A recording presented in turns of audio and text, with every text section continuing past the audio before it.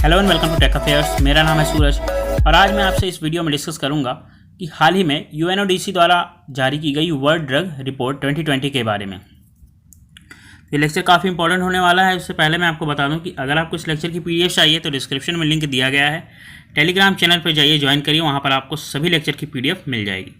Start करने से पहले मैं आपको बता दूं कि यह लेक्चर इंटरनेट सिक्योरिटी के लिए काफ़ी इंपॉर्टेंट है। ऑल्सो यूपीएससी के जीएस पेपर 2 और 3 के लिए भी काफ़ी इंपॉर्टेंट है, जो कि हेल्थ कैटेगरी से बिलोंग करता है।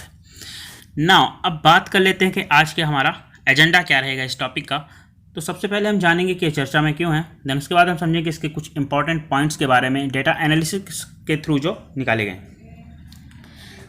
देन हम बात करेंगे कोविड-19 इम्पैक्ट की, सोशियो इकोनॉमिक इम्पैक्ट। देन उसके बाद हम देखेंगे कि पॉजिटिव ट्रेंड्स क्या हैं इनके। उसके बाद हम जानेंगे कि ड्रग यूजेस में इतनी बढ़ोतरी क्यों आई है। उसके बाद हम कुछ सुझावों की बात करेंगे। देन उसके बाद हम जानेंगे यूएनओडीसी के बारे में, यानी United nation office on drug and crime के बारे में, किस तरीके से काम करता है, स्थापना कब हुई थी और वगैरह वगैरह सब कुछ। देन उसके बाद हम देखेंगे इंटरनेशनल इनिशिएटिव्स के बारे में। उसके बाद हम जानेंगे वल्नरेबिलिटी ऑफ इंडिया। चलिए शुरू करते हैं इस लेक्चर को। उससे पहले मैं आपको बता दूं कि अभी हाल ही में हमारे सामाजिक न्याय और अधिकारिता मंत्री थावरचंद गहलोत ने भारत में नशा मुक्ति के लिए एक वेबसाइट लॉन्च करी है, काफ़ी इंपॉर्टेंट, जो कि उन्होंने 26 जून को ही करी थी यूएनओडीसी के वर्ल्ड ड्रग रिपोर्ट के दिन। तो उससे पहले आप यहाँ पर देख सकते हैं कि ये है इंडियन एक्सप्रेस का एक आर्टिकल जिसने इस न्यूज़ को कवर किया है। International day against drug abuse and illicit trafficking 2021, significance, theme, date and history etcetera.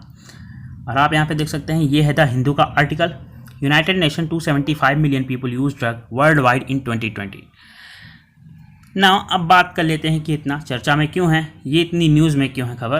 तो हाल ही में ड्रग एंड क्राइम पर संयुक्त राष्ट्र कार्यालय यूएनओडीसी ने अपनी विश्व ड्रग रिपोर्ट 2020 में इस बात पर प्रकाश डाला है कि कोविड-19 के दौरान लॉकडाउन प्रतिबंधों ने इंटरनेट का उपयोग करके नशीली दवाओं की तस्करी में तेजी लाई है। दवाओं द्वारा रिपोर्ट अंतर्राष्ट्रीय दवा नियंत्रण सम्मेलनों के तहत नियंत्रित पदार्थों उनके गैर चिकित्सकीय उपयोग को संदर्भित करती है। बात करें कुछ इंपॉर्टेंट की पॉइंट्स की जो डेटा विश्लेषण के थ्रू निकाले गए हैं, तो उनमें 2010 से 2019 के बीच वैश्विक जनसंख्या में वृद्धि के कारण नशीली दवाओं का उपयोग करने वाले लोगों की संख्या में 22% की वृद्धि हुई है। पिछले साल दुनिया भर में लगभग 275 मिलियन लोगों ने नशीली दवाओं का इस्तेमाल किया है, जबकि 36 मिलियन से अधिक लोग नशीली दवाओं के उपयोग संबंधी विकारों से पीड़ित हैं। नशीली दवाओं के उपयोग के कारण होने वाली बीमारी के सबसे बड़े बोझ के लिए ओपीओईडी का योगदान जारी है। कोरोना वायरस महामारी के फार्मास्यूटिकल दवाओं के गैर चिकित्सकीय उपयोग में भी वृद्धि देखी गई है। भांग अधिक शक्तिशाली है, लेकिन कम युवा लोग इसे हानिकारक रूप में देखते हैं। पिछले 24 वर्षों में कुछ हिस्सों में भांग की क्षमता 4 गुना तक बढ़ गई थी। यहाँ तक कि किशोरों के प्रतिशत में भी जो दवा को हानिकारक मानते थे उनमें भी 40% तक की गिरावट आई है। भांग में प्रमुख मनोसक्रिय घटक 9-THC लंबे समय से मानसिक स्वास्थ्य विकारों के विकास के लिए जिम्मेदार माना जाता है। इसका कारण है कि भांग उत्पादों का आक्रामक विपणन और सोशल मीडिया चैनलों के माध्यम से प्रचार, बढ़ती वेब आधारित बिक्री वैश्विक नशीली दवाओं के उपयोग के पैटर्न को बदल सकती है। ऑनलाइन बिक्री के साथ दवाओं तक पहुंच भी पहले से कहीं अधिक आसान हो गई है और डार्क वेब पर प्रमुख दवा बाजारों की कीमत अब लगभग $315 मिलियन सालाना है। एशिया में चीन और भारत मुख्य रूप से 19 प्रमुख डार्कनेट बाजारों में बेची गई दवाओं के शिपमेंट से जुड़े हुए हैं, जिनका विश्लेषण 2011 से 2020 के बीच किया गया था। डार्क वेब पर नशीली दवाओं के लेन देन में कैनबिस यानी भांग हावी है और अस्पष्ट वेब पर नारकोटिक ड्रग और साइकोट्रॉपिक पदार्थ और सिंथेटिक दवाओं के निर्माण में उपयोग किए जाने वाले पदार्थों की बिक्री भी शामिल है। और आप इस इमेज में क्लियरली इस चीज़ को देख सकते हैं, डार्क वेब की स्थिति, इंटरनेट की और डीप वेब, इसके साथ ही क्लियर वेब। इसमें काफ़ी क्लियर मैंने इस चीज़ को एक्सप्लेन करा है, आप इसे पढ़ के समझ सकते हैं। आगे बढ़ते हैं। अब हम बात कर लेते हैं कोविड-19 के इम्पैक्ट की, जो कि सोशियो इकोनॉमिक इम्पैक्ट के लिए काफ़ी हानिकारक था। तो कोविड-19 संकट ने 100 मिलियन से अधिक लोगों को अत्यधिक गरीबी में भी ढकेल दिया है और बेरोजगारी और असमानताओं को भी बहुत बढ़ा दिया है। क्योंकि दुनिया ने 2020 में 255 मिलियन नौकरियों को खो दिया है। दुनिया भर में मानसिक स्वास्थ्य की स्थिति भी बढ़ रही है। इस तरह के सामाजिक आर्थिक तनावों से दवाओं की मांग में तेजी आने की संभावना है।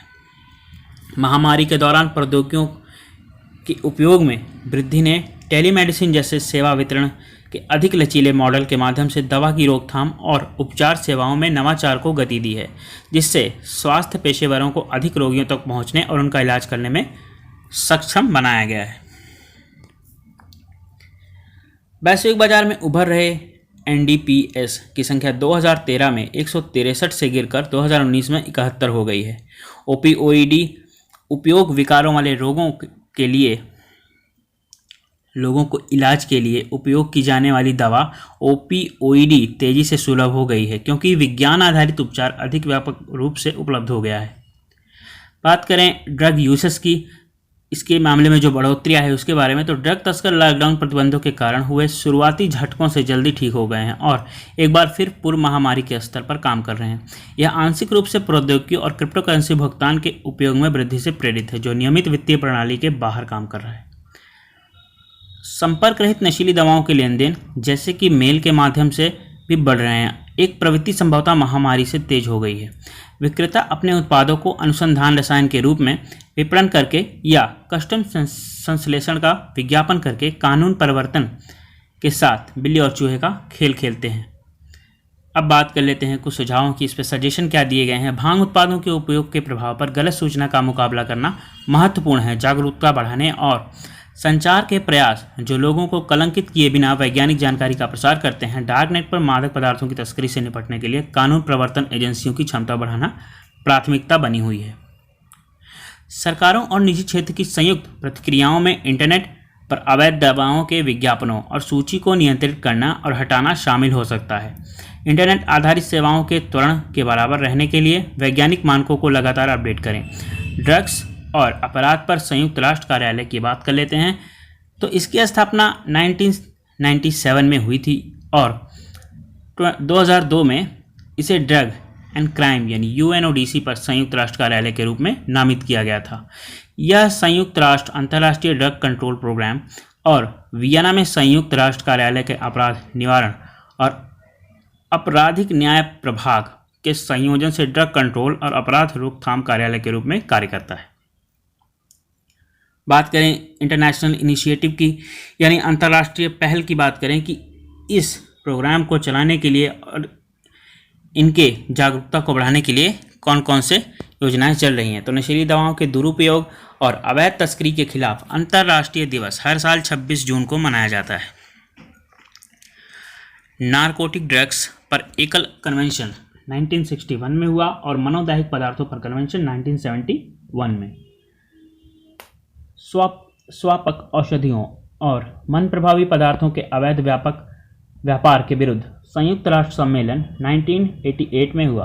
भारत तीनों का एक हस्ताक्षरकर्ता और उनसे narcotics drug and psychotropic substance अधिनियम 1985 को अधिनियमित किया गया। इस फिगर में आप इस चीज़ को काफ़ी बेहतर तरीके से समझ सकते हैं। आगे बढ़ते हैं, बात कर लेते हैं वल्नरेबिलिटी ऑफ इंडिया की। तो भारत नशीले पदार्थों की तस्करी के प्रति संवेदनशील है, क्योंकि दुनिया के प्रमुख अफीम उत्पादन क्षेत्रों गोल्डन क्रिसेंट और गोल्डन ट्रायंगल के बीच स्थित है, जो कि आपने पिछले फिगर में भी देखा, मैंने आपको अभी बताया है। ये देख रहे हैं भारत की स्थिति, बाकी मिडिल ईस्ट की। दक्षिण के गोल्ड क्रिसेंट क्षेत्र में अफगानिस्तान, ईरान और पाकिस्तान शामिल है। गोल्ड ट्रायंगल वह क्षेत्र है जहां थाईलैंड की सीमाएं हैं और रुक और मेकोंग नदियों के संगम पर मिलती है। आशा करता हूँ आपको यह लेक्चर काफ़ी पसंद आया होगा, साथ ही साथ आपको इससे काफ़ी सारी चीज़ें जानने और सीखने को मिली होगी। अगर मुझसे कोई भी डिटेल मिस हो गई है तो आप कमेंट सेक्शन में इसके बारे में ज़रूर बताएं। साथ ही अगर आपको इस लेक्चर की PDF चाहिए तो आप टेलीग्राम चैनल को ज्वाइन कर लीजिए, लिंक आपको डिस्क्रिप्शन में मिल जाएगा।